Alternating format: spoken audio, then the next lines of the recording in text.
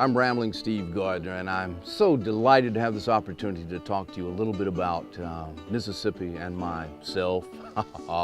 Anyway, what I learned to do through sitting around with my father and my dad was to bring a good time, to put your heart into it, tell a story.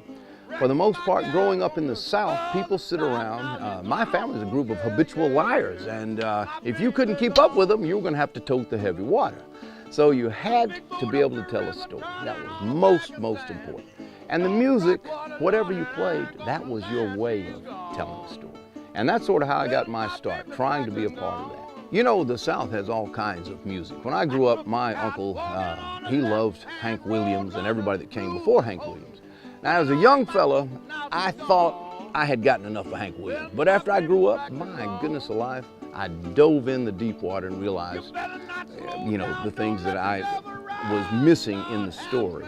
Listening to records is a modern way of learning. I think all of us out here now, and even guys, even like B.B. King, learn from records.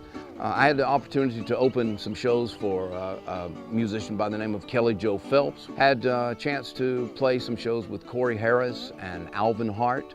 Those guys, I love their approach because they're, each of those three, to me, what's interesting about them is all of them started out in a way, sort of close covering music, at least music that was out.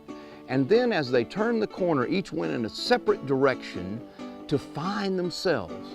And that spoke loudly to me. If you can find yourself, you know, some of us look our whole life looking for ourselves.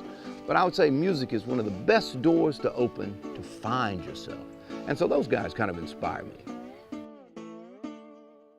You know she's gone.